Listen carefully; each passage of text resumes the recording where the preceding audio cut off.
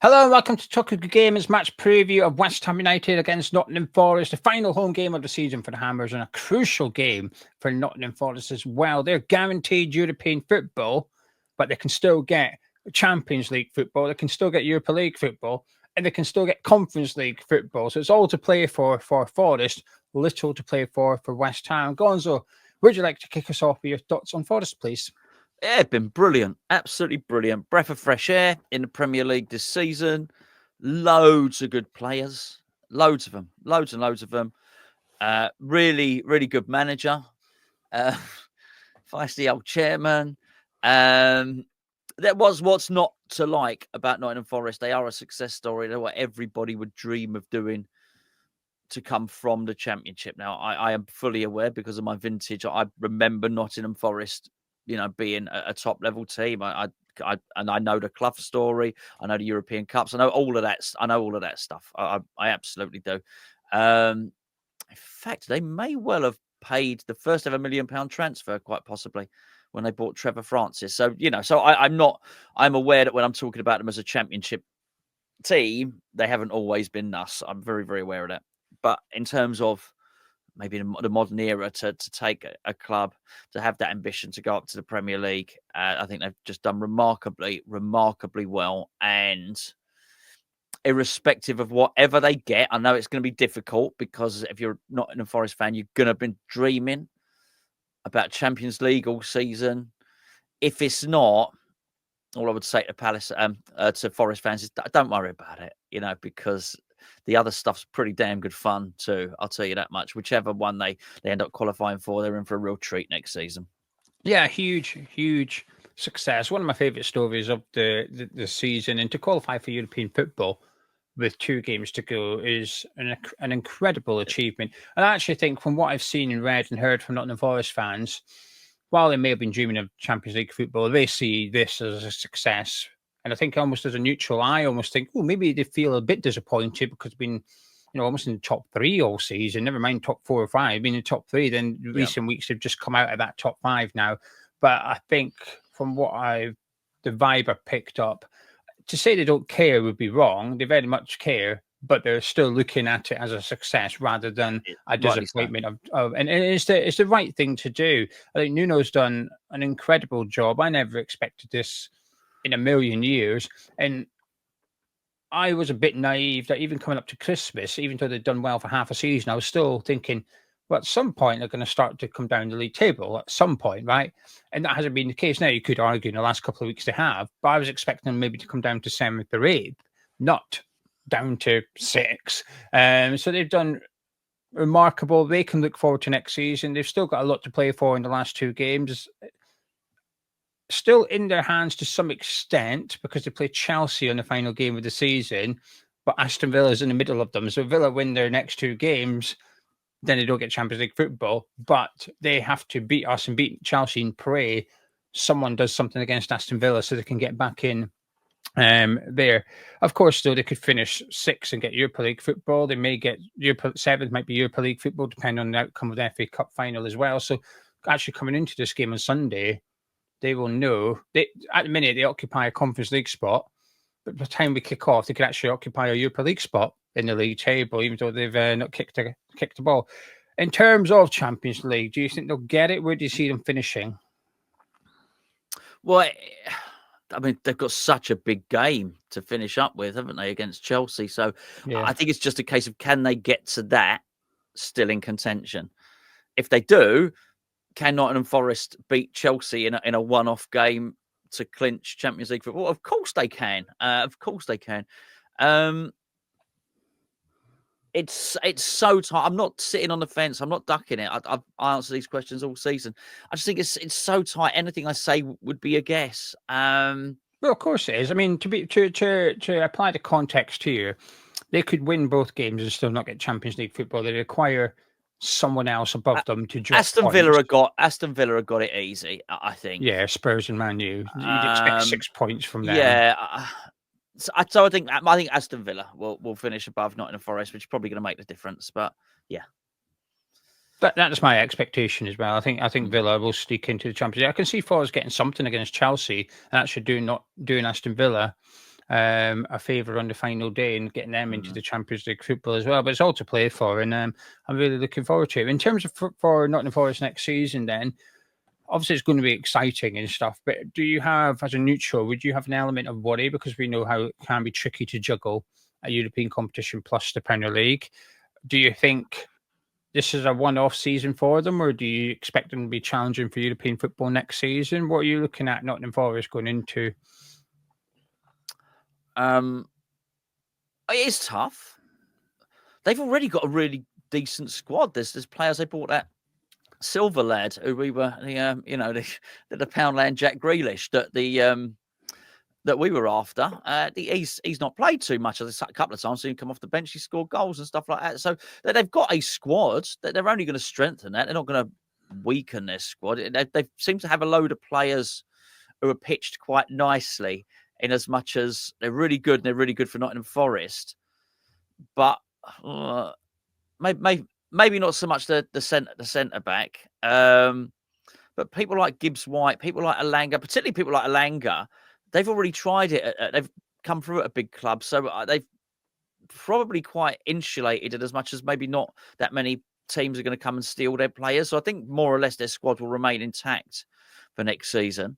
They're only going to add to it, so I think they'll get stronger. It is going to be tougher. They probably, but if they dropped out, this is one of the benefits. They dropped out of the Conference League, they could win that and they could be in Europe next season. So they give themselves, a double chance of getting in. I see only positives. I can't, and I'd say this as a West Ham fan who was quite negative about this stuff before we got into European competition ourselves. West Ham's run's completely changed my perspective on it. I think it is only something to be enjoyed and look forward to. And yeah, we didn't get relegated. The irony is, the closest we come to getting relegated is when we've not been in Europe, funnily enough. So no, I think you're cool. I think you can still. The Premier League's hard anyway. Nottingham Forest could play well next season and finish 10th. Anyone could play well next season and finish 10th. It is that tight. But yeah, they'll be all right. They'll be all right. Whatever happens, they'll have a really, really good season. They'll enjoy the European adventure, and it doesn't mean that they necessarily can't do it the following year.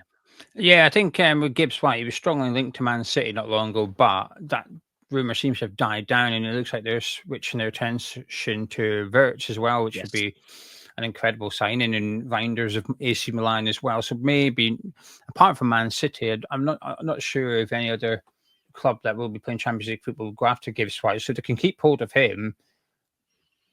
And the rest of the big players, like you said, Murillo, then Milankovic and Anderson. And they will add in the summer, because their owner is ambitious. Yeah. While he may not like the medical team at present.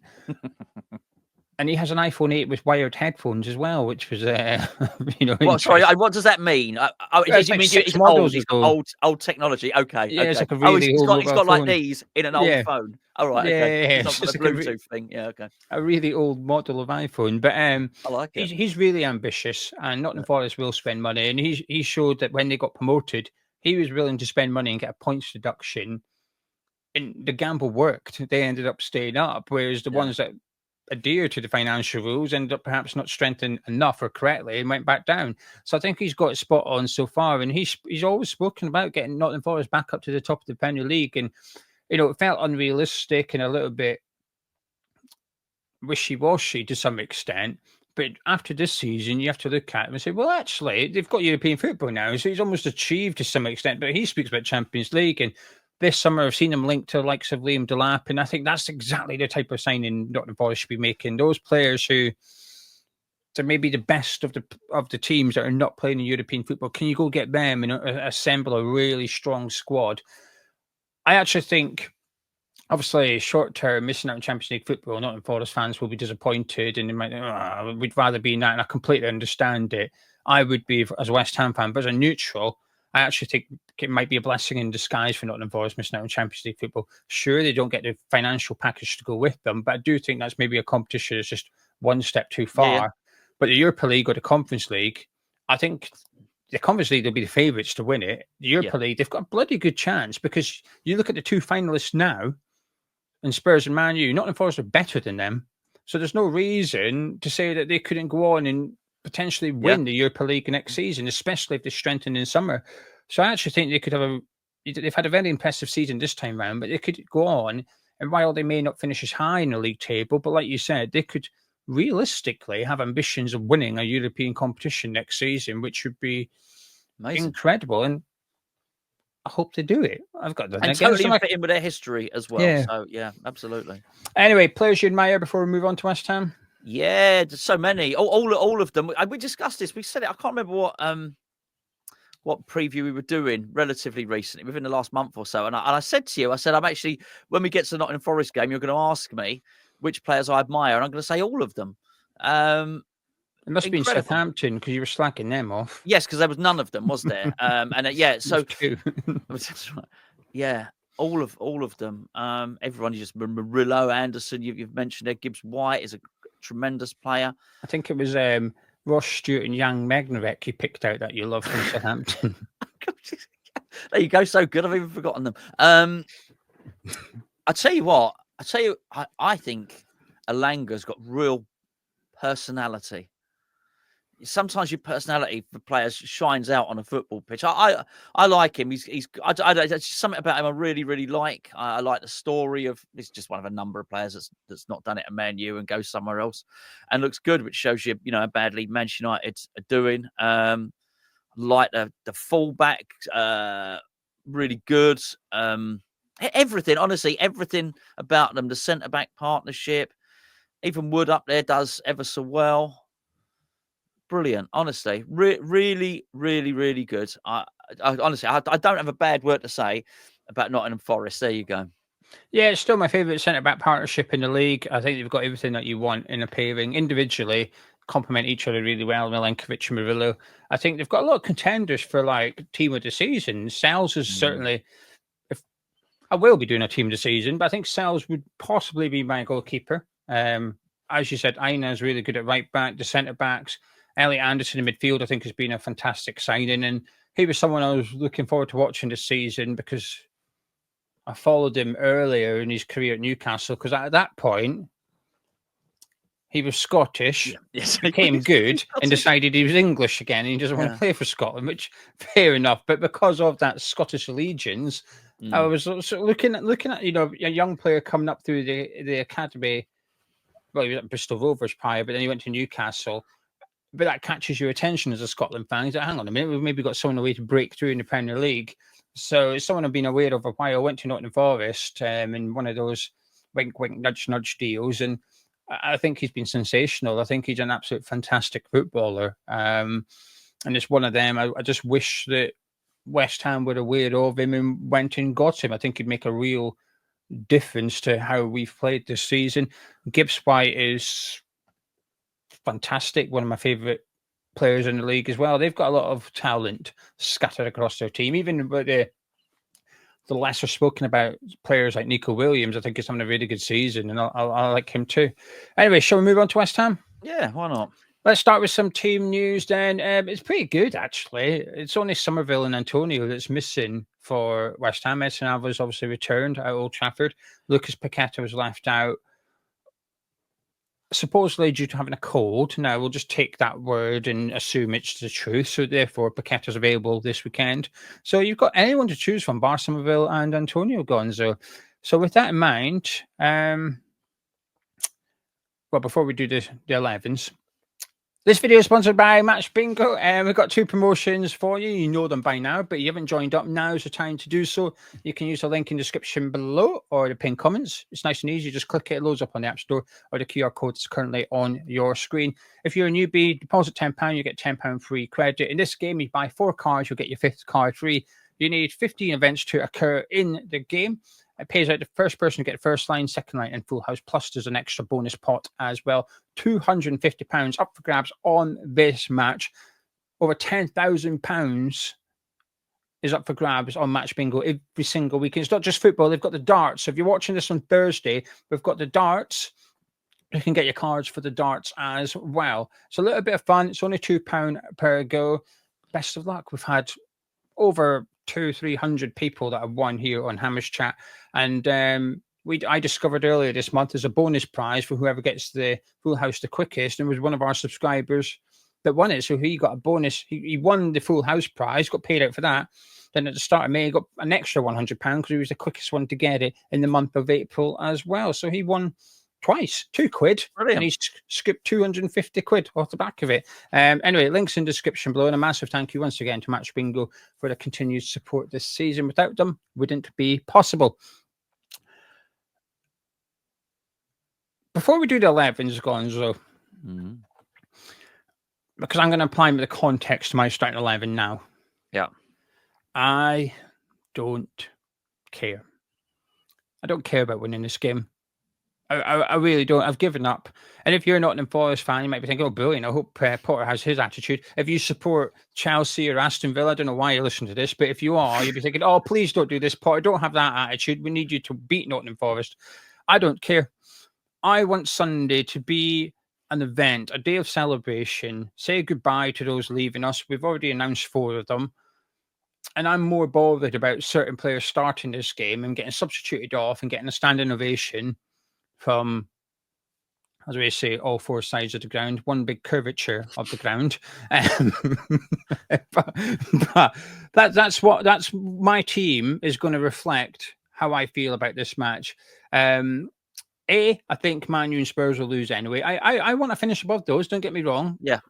But I think we can go and beat Ipswich and that'll be enough to finish above them. They play on Friday night, so there's a bloody good chance we're going to Sunday and they've already lost their games. So we know that even if we lose, we stay above them going into the final game of the season. I'm really not bothered. I still want to. I would like us to win. And, while I'm going to have sentimental picks in here, they're not all sentimental picks. I'm not saying don't play Jared Bourne, for example. There's going to be enough threat in his team to cause Forest bother. But I'm not picking my strongest 11 in terms of how to win the game. My 11 reflects the bigger picture at West Ham, which is certain players leaving who have had a big part to play in our modern history and winners in Prague winning the Conference League. Do you care? Yeah, I do. I really enjoyed winning a football match. It had been so long. It was February, that the end of February, that we'd last won one before that. Just felt so much better. I felt better about talking about West Ham all week. It's given me. It's amazing, I don't. It's just being a football fan, isn't it? You get miserable when you lose, and you get really up for it when you win, and think everything's more positive after you've won a game. And I know. I'm fully aware that Man United didn't even start to try until a little bit into the second half. So, but nonetheless, I still thought Man United were a bit better than Tottenham, actually. So, I think we'd improved, and obviously it was away from home as well. So, yeah, I'd like to see another win, actually. And I've been asking since Potter came in to maybe have a little glimpse about what he was up to, what his plans were. I think we saw it a little bit in that game. I'd like to see a little bit more as well. So I think we can do that and be sentimental as well. I think we can probably improve the team a little bit and be sentimental. So I do care. I do care about this game, definitely. Yeah, I mean, to be fair, most of my players I'm picking here played against Man United because I picked a couple of people in there that are departing. Right then, let's go through the 11. We want to see this is not what we think Graham Potter will do.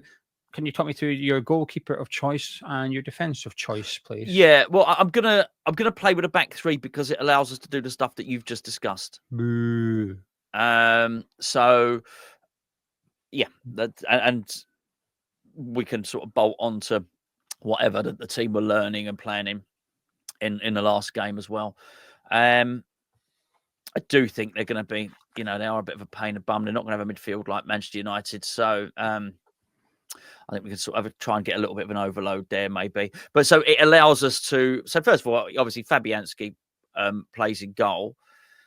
What it allows us to do is it allows us to play Aaron Cresswell in a back 3 without putting him up, without hanging him out to dry as a left back against someone that's going to be absolutely rapid. And also it's going to help that, the interchange and the build-up play, hopefully down the left-hand side, which is obviously good. So I'd keep the back 3 exactly the same, which is Todibo, Kilman, and Aaron Cresswell. And wing-backs, I'd do exactly the same again. I would play Coufal at right wing back, and I'd play Aaron Wan-Bissaka at left wing back, because I just think that's probably the best way of getting those guys. And those are, in terms of sentimentality, those are the three. I don't have the same. Sorry, Danny. I don't have the same sentimental pull for Danny Ings. And a little bit of a spoiler. I'm not feeling the urge to put Danny Ings in the starting lineup. I'm not feeling that pink and fluffy. Put it that way. Well, let's continue with your team then. So that gives you 5 players left to pick. What you got?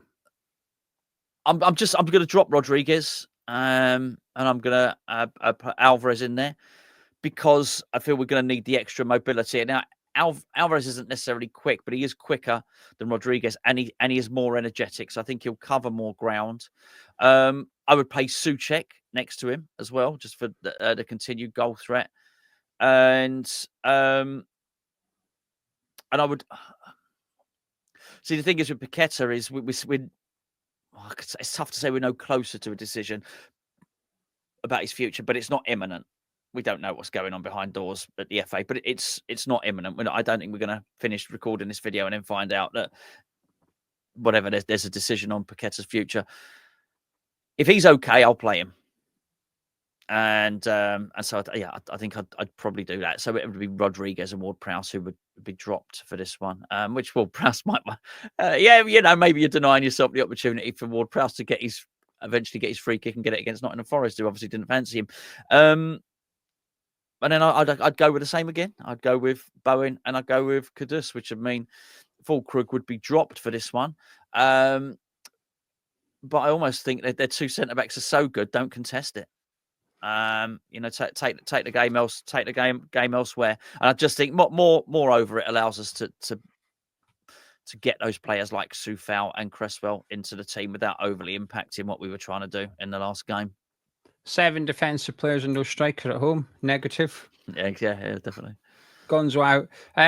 Our 11 isn't that dissimilar in terms of personnel. There's a couple of differences because of my different formation. I'd also go with Fabianski in goal, and I'd be like some pre-planned subs here as well. I'd sub Areola on for him at some point near the end of the game, just to let him have his standing ovation. I think he deserves it. 7 years, I think he's been at the club. Fantastic goalkeeper.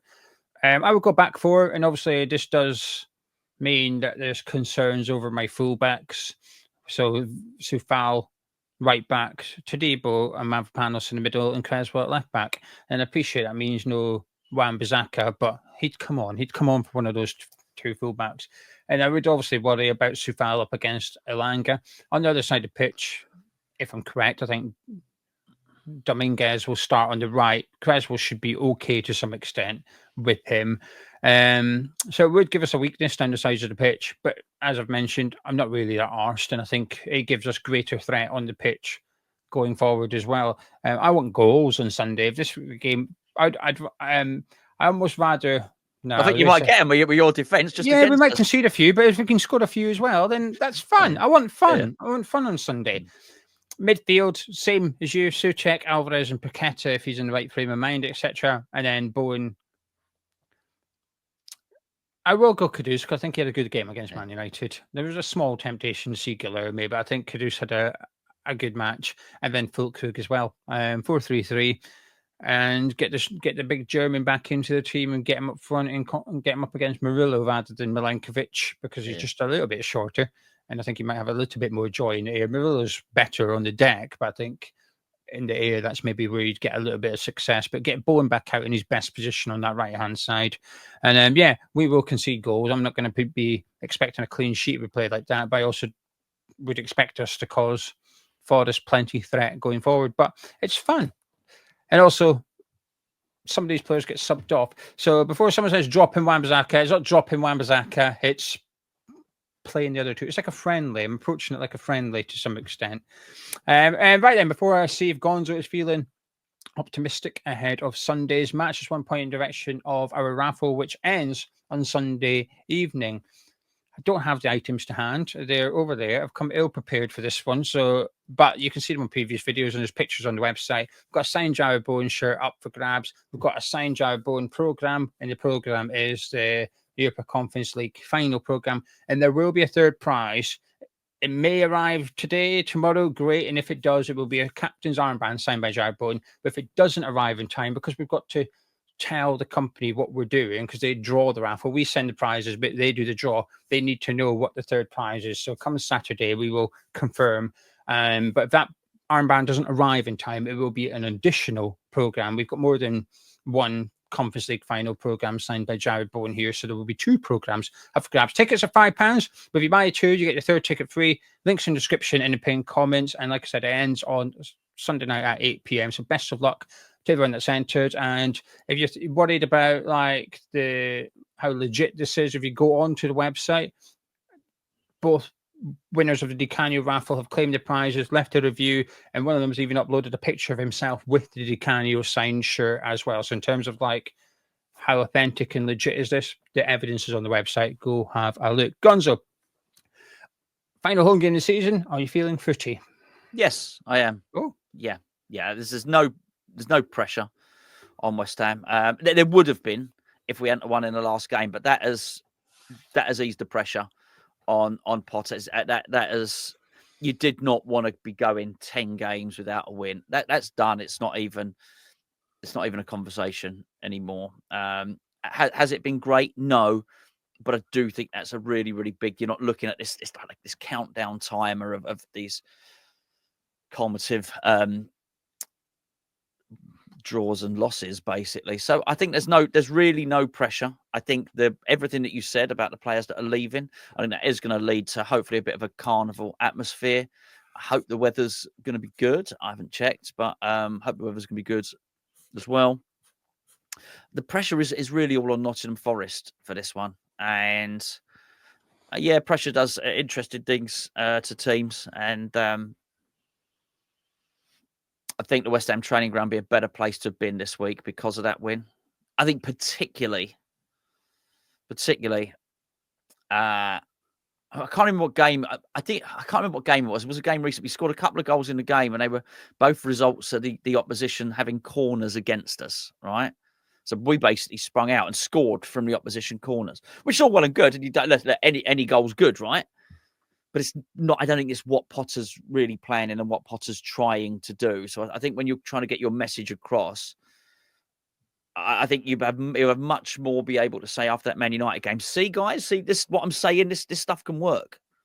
I think the goals that we scored against Manchester United are probably far more indicative of what Potter's trying to do. She had the long, whatever it was, 30 passes that led up to the opening goal, and then you had that early pressing, which forced Man United into a mistake for the second goal. I think that's probably more what Potter's been trying to do rather than the other goals, which are probably more Moisey type goals, if you want.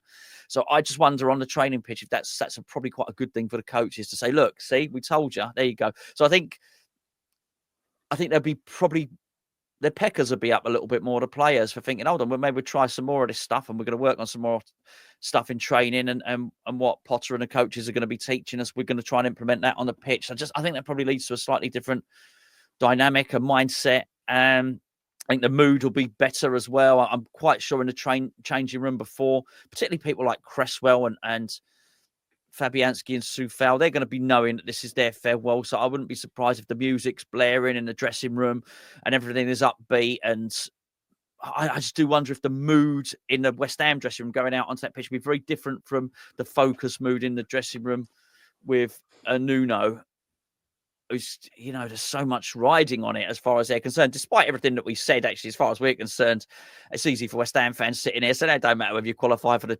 Conference League or the Champions League. Yeah, to them, it does. And it's going to be big. So I think there is pressure on them. So, yeah, I do feel that we can probably take advantage of that. And it's so difficult with so much in their mind mentally must be focused on that Chelsea game. I don't think they'll do it. They're going to be professional, but it must be part of their mind that's thinking forward to the Chelsea game and thinking, well, the West Ham game's a gimme.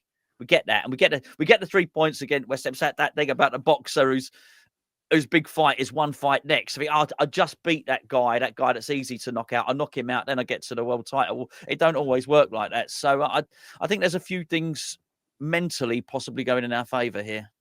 Yeah, I think also to add to Nottingham Forest pressure there is that on Friday night, Villa play Spurs or Okay. Man U. They play Yeah. which one of them anyway. So, and I think there's a fair expectation that Villa will win that game. So going into Sunday, the team above them has just won already, and I think Chelsea play the other one. So the Chelsea and Villa play on Friday against Man U and Spurs.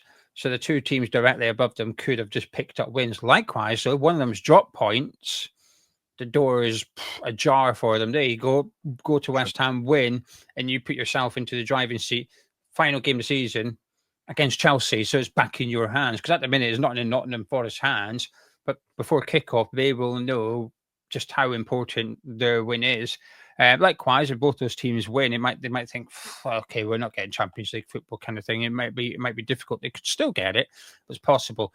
I completely agree with what you've just said in terms of West Ham player. I think it'll be a bit of a party mode. It will be a relaxed feeling, I think, from a lot of them. You could see how much the win meant to the players on the pitch as well as the fans there and Potter. I think you'll see a better and happier Potter this week in his press conference. He's been quite snappy and spiky in recent weeks, and I get it.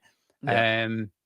He's already got to the point where he's been telling journalists he doesn't care about them and he's fed up speaking to them and whatever. And just like, wow, okay, you tend to do that in the end, not the start. But this week, I think he might be a bit more accommodating to them and a bit more chatty with them. And they may not get their headlines, but I think they'll get a different Graham Potter leading up to this game as well. In terms of my confidence or optimism, it's difficult because while I enjoyed beating Man United, you can't remove the context around Man United with the Europa League stuff going on. And ultimately, before that game, we did go 8 games without a win. So we're now ready to play a team. I was going to say it was something to play for, with almost everything to play for. A really good team, a well-organised team. And they've not been in the best form themselves. If you were to look at the form table over the last 5-6 games, I seen it the other day. I think Nottingham Forest are 10th, West Ham are 12th. So actually going into the game, the points tally between the two, even though we've been in a bad run, it's not that dissimilar because they've also been in a bit of a bad run themselves. But I just can't shake the importance of this to Nottingham Forest. I don't trust us yet. I enjoyed beating Man U, but that's all I did. I just enjoyed it. It didn't change my confidence or anything like that. Winning this game, and I'll be very impressed. Beating a Man U side that doesn't care, it's fun. That's it. Beat this Nottingham Forest team on Sunday, then I'll pay attention and think, right, okay, that was impressive because you've beaten a team that is going for it. I also can't shake Potter's substitutions. They're having a big impact on me. And we did it against Man United. Defensive subs retreated and those crosses started coming in. Well, you let Nottingham Forest do that. Chris Wood is getting on the end of one of them. We're just lucky that Hoyland isn't that great in the air. Harry Maguire was their biggest threat to us, and he wasn't always in the box. Whereas, well, you start letting Elanga, Williams, Aina whipping in crosses to Chris Wood, and you might find yourself you've got a different outcome than we did at Old Trafford. So no, I'm not feeling confident for this one, Gonzo. So with all that said and done, can I get your final score? Can I get your final words and your score prediction, which may or may not be on my card? Me predicting your prediction. It's not just a final game for the players we've highlighted. This will be a final home game for Carlos Soler. Not that anyone's Ferguson. I forgot about him. Funny enough, not my fault. Emerson, final game for Emerson. Possibly final game for Thomas Souček. Certainly Rodriguez. Possibly Alvarez, and maybe more besides. Maybe even Nicholas Fulkrug. I mean, this is Paqueta, Kudus. They'll know. Yes, we they don't know, but they'll know. They'll know. So a large number of them, and I actually think that might go in our favour on this one. And I do think it is. Pressure is a hell of a thing in sport. You know, whether it's the pressure that's being applied on them now, whether it's the pressure to get that last lap, to get pole position in the Grand Prix, or bowl that last over in a 2020 to win the game. Pressure does funny things, and I just wonder if our lack of it now might do something. I think we're going to win. I think we're going to win this game. So I'm going for a 2-1 West Ham win. Oh yeah, 2-1 West Ham. Oh, well done, well done. I don't think we'll win, but I don't want to put people off tuning into my review, but if we get beat by Nottingham Forest and you tune in and I come across like I'm unbothered, don't be surprised. The only thing I will say, right, the only thing that would bother me is if we took it as serious as we can and he went out with his strongest 11 and it perhaps meant that Coufal didn't get on the pitch because he went Wan-Bissaka right wing back or right back and he went Emerson on the left-hand side. He went Areola in goal and Fabianski didn't get any game time. If he took it like really serious and we lost anyway, then I think, well, we've not said goodbye properly to those players and we've got beat anyway. So it feels like a missed opportunity. And I think more people are going to subscribe to your mindset than mine, which is, no, we need to win this game. I get why, because you want to finish as high as possible. I'd just be fake and pretending if I said I cared. So I think we're going to lose. I think Nottingham Forest it feels like last chance saloon for Nottingham Forest. This, yeah. I feel like if they lose this, and that's, like I said, I expect the other two to win. That's them out of the Champions League race. And they can't, no matter what they do against Chelsea, they can't get into it. So I think they're going to have to win. It's win or bust on Sunday, and win doesn't even mean it just means that you get another crack at it the following week. So I'm going to go 2-1 Nottingham Forest. It was a temptation to go 1-0 and go back to almost what I would call like peak Forest this season, where they were just keeping clean sheets and they were difficult to break down. I think we might see that version. And although we scored 2 at Old Trafford, I still don't think we've cracked it in terms of our offensive play. So there you go. That's my thoughts. 2-1 Forest for me, 2-1 West Ham for Gonzo. We want to know your score prediction, the team you want to see as well. Don't be shy. Get involved in the comments below. Give us your thoughts ahead of the game. But if you enjoyed this preview, please do drop a like on it by clicking thumbs up. Helps out the video and helps out the channel. Subscribe if you're new to Hammers Chat. And if you fancy getting your ticket for the Jerry Bowen raffle, links in description and pinned comments. Myself and Gonzo. Catch you in a bit.